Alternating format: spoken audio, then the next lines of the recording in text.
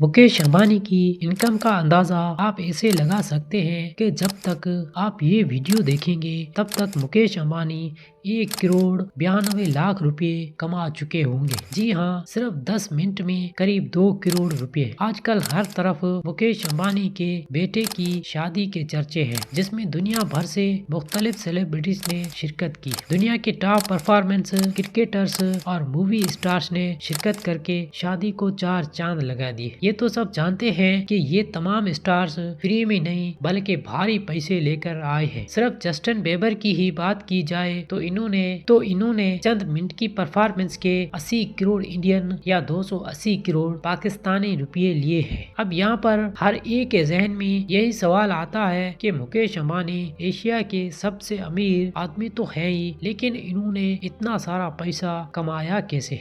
10,370 अरब रुपये क्या है इनकी कमाई का असल जरिया, जो इनको पूरे एशिया का अमीर तरीन इंसान बनाता है। और सबसे बढ़कर जब एक भाई सोने के पानी से ना रहा है तो वही दूसरे भाई का दिवालिया क्यों निकला हुआ है। आइए देखते हैं मुकेश अंबानी की सक्सेस स्टोरी की कुछ झलकियां। नाजरीन, अगर आप इंडिया में रहते हैं तो चाहते हुए भी कोई ऐसा दिन नहीं गुजार सकते जिसमें आप मुकेश अंबानी को कोई प्रॉफिट ना दे। टेलीकॉम सेक्टर हो, पेट्रोलियम, क्रिकेट या रिटेल सेक्टर, मुकेश अंबानी की रिलायंस इंडस्ट्री हर जगह फैली हुई है और आपका दिन में मुकेश अंबानी के किसी न किसी बिजनेस से वास्ता पड़ता ही रहता है। लेकिन इस सब की शुरुआत मुकेश अंबानी ने खुद नहीं बल्कि उनके बाप धीरू भाई अंबानी ने की थी। 1950 में धीरू भाई अंबानी गुजरात से एक अच्छी जॉब के लिए यमन चले गए। इन्होंने 8 साल तक इम्पोर्ट एक्सपोर्ट के एक कारोबार में क्लर्क की नौकरी की और इस कारोबार को करीब से समझने की कोशिश भी की।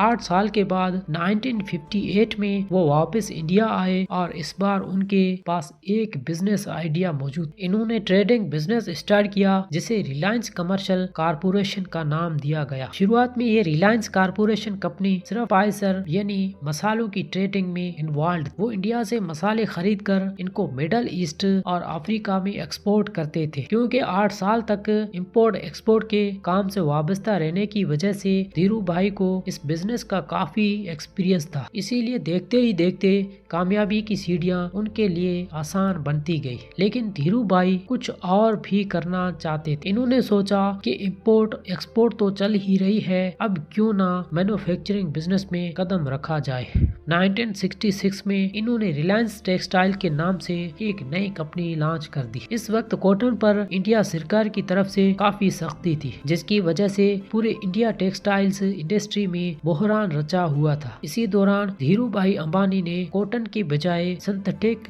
टेक्सटाइल का इस्तेमाल शुरू कर दिया, यानी केमिकल प्रोसेस के जरिए कपड़े बनाए जाने लगे, जिससे न सिर्फ वो सरकार की पॉलिसी से बच गए बल्कि कपड़े सस्ते होने की वजह से मार्केट में ज्यादा फेमस भी हो रहे थे। धीरे धीरे रिलायंस इंडस्ट्रीज बढ़ती गई, बड़े बड़े इन्वेस्टर्स और आम पब्लिक भी इसमें इन्वेस्ट करने लगे। रिलायंस इंडस्ट्री इतनी कामयाबी हासिल कर चुकी थी कि 1987 में क्रिकेट वर्ल्ड कप का टाइटल स्पॉन्सर भी रिलायंस के पास ही था। अब यहाँ पर एक चैलेंज ये था कि धीरू भाई अंबानी को टेक्सटाइल इंडस्ट्री चलाने के लिए पेट्रोल केमिकल्स दूसरी इंडस्ट्री से खरीदने पड़ते थे। इसीलिए इन्होंने अपना पेट्रोकेमिकल्स बिजनेस स्टार्ट करने का इरादा कर लिया। इस तरह रिलायंस पेट्रोलियम इंडस्ट्री में भी इन्होंने कदम जमा लिया। 1986 में जब धीरू भाई अंबानी बीमार हुए तो इनके दोनों बेटे अनिल अंबानी और मुकेश अंबानी बिजनेस में उनकी हेल्प करने लगे।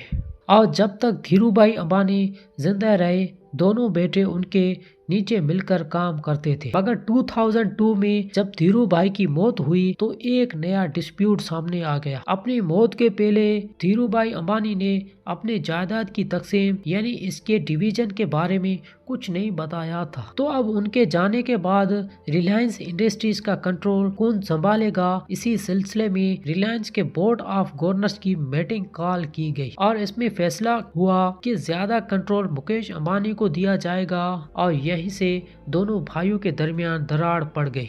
दोनों भाई आपस में लड़ने लगे और एक दूसरे से बातचीत खत्म कर दी। लेकिन उनकी माँ से ये सब ना देखा गया और उन्होंने फैसला किया कि दोनों भाई बिजनेस को आधा आधा डिवाइड करने और अपना अपना काम करें। इस तरह 2005 में रिलायंस इंडस्ट्रीज को दो भाइयों में डिवाइड कर दिया गया। रिलायंस ऑयल, गैस, पेट्रोकेमिकल और मैन्युफैक्चरिंग मुकेश अंबानी के हिस्से में आए और रिलायंस एनर्जी, टेलीकॉम और रिलायंस कैपिटल अनिल अंबानी को मिले। इस तरह ये प्रॉब्लम तो सॉल्व हो गई, लेकिन दोनों भाइयों के दरमियान इख्तलाफात फिर भी चलते रहे और कई बार ये मामला कोर्ट तक भी जा पहुंचे।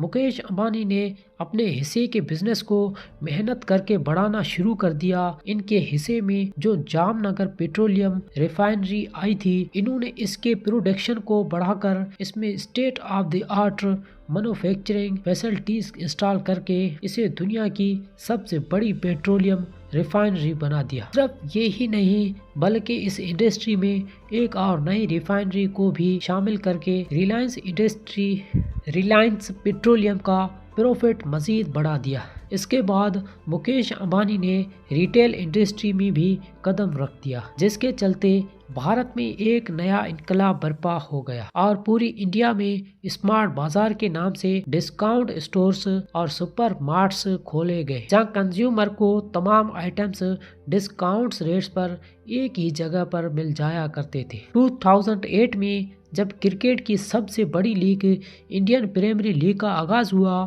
तो मुकेश अंबानी इसमें भी कूद पड़े।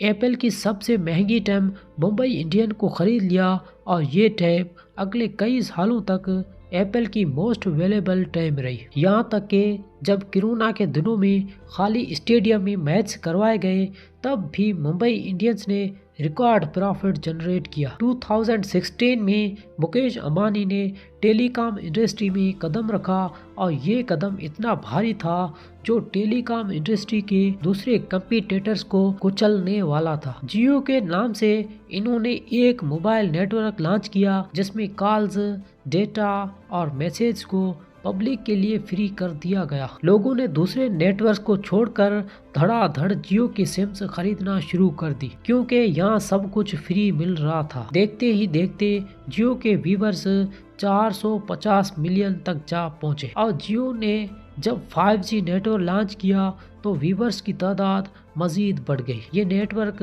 अब 6G टेक्नोलॉजी पर भी दुनिया के बड़ी कंपनीज के साथ मिलकर काम कर रहा है। जियो की सक्सेस इतनी ज्यादा थी कि दूसरे टेलीकॉम कंपनीज ने जियो पर केस कर दिया। इनका कहना था कि जियो अपने कंज्यूमर्स को सब कुछ फ्री दे रहा है जिससे मार्केट में कंपटीशन खत्म हो रहा है। इससे आप अंदाजा लगा सकते हैं कि जियो ने बाकी टेलीकॉम कंपनीज को किस हद तक हिट किया था। जियो ने बाद में फ्री सर्विस खत्म करके बहुत ही कम चार्जेस पर कॉल्स और डेटा प्रोवाइड करना शुरू कर दिया, जिससे दूसरे कंपनीज को भी अपना रेट्स कम करने पड़े और आज इसी वजह से इंडिया में इंटरनेट बंडल्स दुनिया के सस्ते तरीन रेट्स पर मिलते हैं। 2024 में मुकेश अंबानी ने इंडिया की सबसे बड़ी मीडिया कंपनी बनाने का भी ऐलान कर दिया, जिसके लिए इन्होंने अमेरिकन इंटरनेट जायंट डिज्नी के साथ $8.5 बिलियन का कॉन्ट्रैक्ट भी साइन कर लिया है। और इसी तरह पूरे भारत में हर सेक्टर पर किसी न किसी तरह मुकेश अंबानी जरूर असर अंदाज होते हैं। आज मुकेश अंबानी की नेटवर्थ $122 बिलियन से भी ज्यादा है, जो 34,160 अरब पाकिस्तानी जबकि 10,370 अरब इंडियन रुपये के बराबर है। इस हिसाब से ये दुनिया के 11वें अमीर तरीन शख्स। अगर इस लिस्ट में से अमेरिकन बिलियनर का नाम हटा दिया जाए तो मुकेश अंबानी पूरी दुनिया के दूसरे अमीर तरीन शख्स कहलाए जाएंगे। अब जाहिर है जब पैसे की रेल फेल इतने ज्यादा हो तो खर्चे भी फिर इसी हिसाब से होते हैं। मुंबई में मौजूद मुकेश अंबानी का घर, जिसे इंटेलिया कहा जाता है, बहुत ही फेमस है। ये एक 27 फ्लोर की बिल्डिंग है जो 37,000 स्क्वायर मीटर्स पर मुश्तमिल शामिल है। इसके अंदर मंदिर, सैलून, स्पा, थिएटर, जेम्स और हेलीपैड वगैरह सब कुछ मौजूद है। इन सब के साथ साथ ये दुनिया की